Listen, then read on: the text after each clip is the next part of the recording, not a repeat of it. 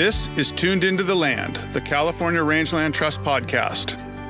Here, we will dig into a variety of topics with the partners, conservationists, and ranchers who demonstrate every day, through their words and actions, the importance of conserving California's working lands.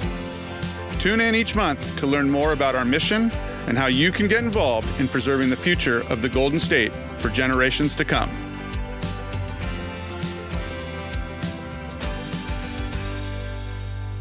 Welcome to the final episode of Season 1 of Tuned Into the Land, the California Rangeland Trust podcast.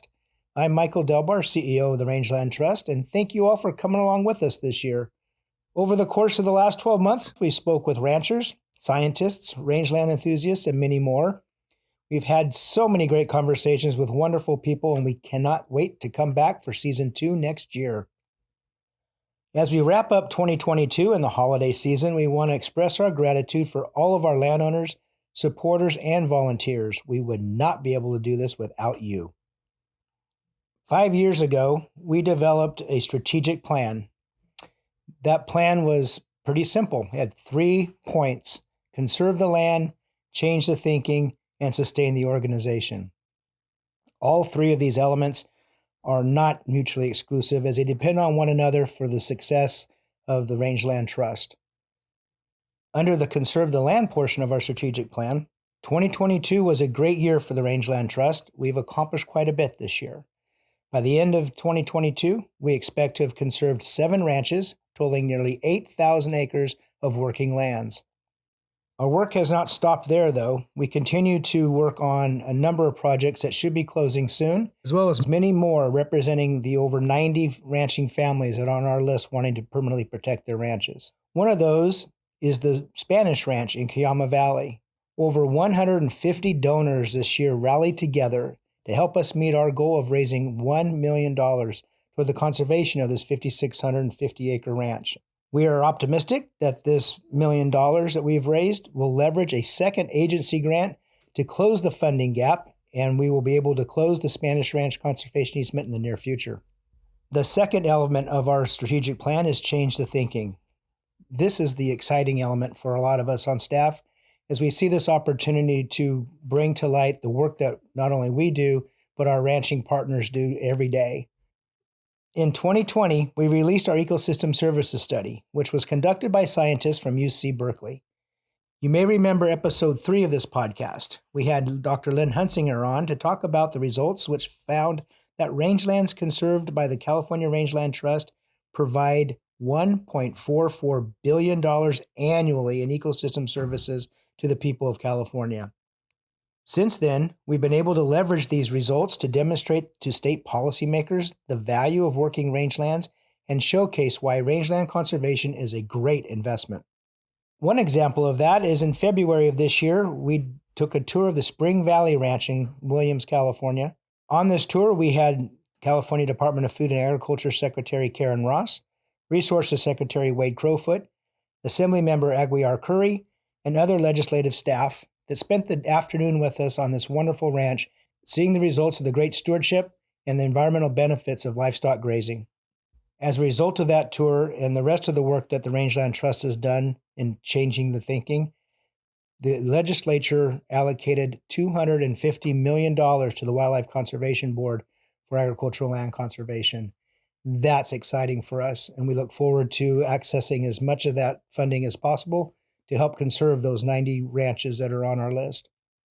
Along with our colleagues from the Partnership of Rangeland Trusts, we assembled a coalition and developed a list of priorities to guide our advocacy activities surrounding the 2023 Farm Bill. If you're not familiar, the Partnership of Rangeland Trusts, or PORT as we call it, is a group of 9 statewide agricultural land trusts throughout the U.S. that are just like us in that they are affiliated with their state livestock groups. Together with our colleagues across the West, we made 2 trips to Washington, D.C. this year to share and reinforce these priorities with our elected officials. With the House and Senate solidified following the recent election, our work on the Farm Bill is only just beginning. In the year ahead, we will continue to fight for the working lands of California and beyond, and work to achieve an increase in funding for conservation, along with needed changes to the administration of the conservation programs to meet the needs of our ranching families who choose to voluntarily conserve their rangelands. If you are curious to learn more about our policy platform on the 2023 Farm Bill, listen back to episode 6 of this podcast, which featured Executive Director Eric Glenn of the Colorado Cattlemen's Agricultural Land Trust and also President of the Partnership of Rangeland Trusts.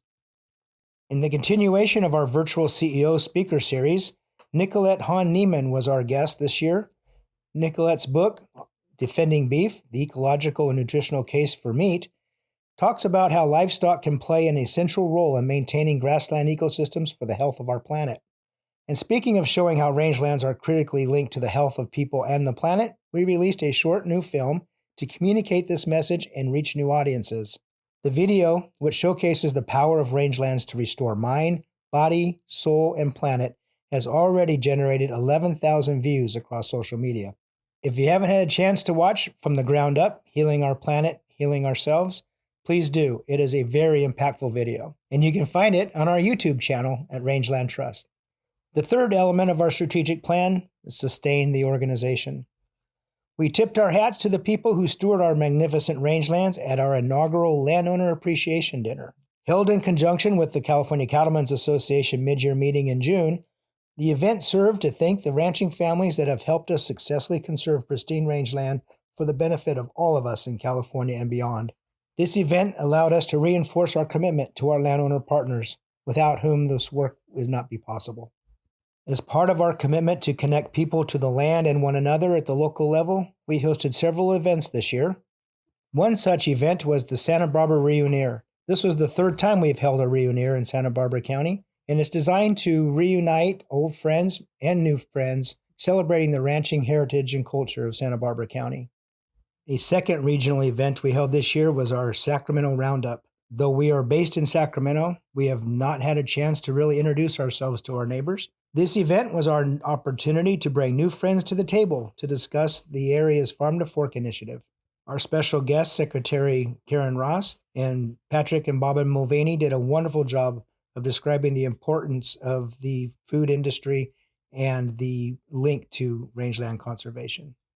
We had the opportunity to celebrate a new conservation easement in Sonoma County, the Sheila Head Ranch. This was our first conservation easement in Sonoma County, and we're excited that we have more coming soon. This year is also bringing a big change for us in that we have sold our office building. Our staff has grown, so we're looking for a new place that can meet our growing needs.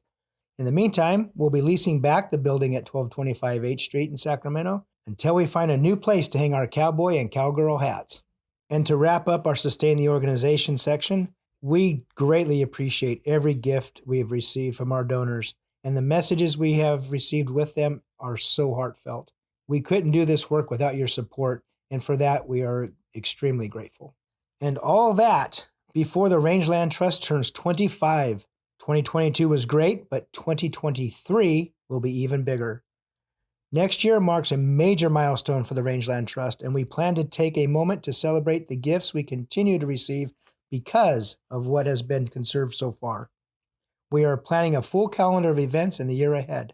Our signature A Western Affair Gala will take place on May 20th, 2023 at the YOLO Land and Cattle Company near my hometown of Winters, and will serve as the big celebration for our 25th anniversary.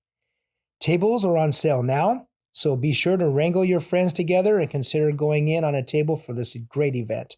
But that's not all. We are also planning an array of smaller regional events, conservation easement celebrations, ranch tours, and more. Keep an eye out for more information on what we have planned. While we'll have lots to celebrate this coming year, and as soon as we're done with each celebration, we'll get right back to the work that makes all this possible, because we know there is too much at stake for us to stand idly by. You and this amazing community of supporters have helped us conserve over 371,000 acres. But there are many more families who want to conserve while they can, and the reality is they may not be able to in the future. California is losing its working land stewards, and with them, we are losing the lands that are so critical to our well-being. Every day in America, we lose 2,000 acres of farm and rangeland. Those ranchers that get up every day and put on their boots are fighting to keep the land productive and healthy. And the Rangeland Trust is fighting with them and for them, because we know that their stewardship is invaluable work that they do for the land and for us. Our theme of the 25th anniversary is Fighting for the Future by keeping California's ranchers ranching. What does that mean? I mentioned our strategic plan and the three elements. All three are interconnected and not mutually exclusive. In order to conserve the land, we need to sustain the Rangeland Trust, and we need to change the thinking. This part is more critical every day as Americans become further and further removed from agriculture. We see the need to change the thinking every day, whether that is in social media posts by folks that aren't familiar with rangeland and agriculture, or our policymakers that are shaping the future of our industry without really understanding what it takes to steward the land and remain economically and environmentally viable. Ranchers get up every morning and face these challenges: increasing costs, crippling new regulations, hostile forces from anti-animal agriculture political agendas, uncooperative weather. Whatever the challenges are, the rancher continues to fight the battles to ensure they are providing for the welfare of their animals, the health of the land, and the security of our food supply. And we all benefit greatly from the hard and selfless work. Be it the open spaces we enjoy, the wildlife that call these lands home, the clean air, clean water they provide, and of course, the safe and healthy food they provide. This is the work of the rancher, and this is why we at the California Rangeland Trust do what we do, thanks to the friends and supporters like you. So we are excited to bring you Season 2 of Tuned Into the Land next year. We can't wait to have even more guests to discuss the importance of rangeland and educate us all on the different aspects of the ranching industry. We will be back with Season 2 on January 17th. Make sure you set your calendars and hit that follow button so you can stay up to date on new episodes. We hope you've enjoyed this episode and the finale of the first season of Tuned Into the Land. See you in 2023.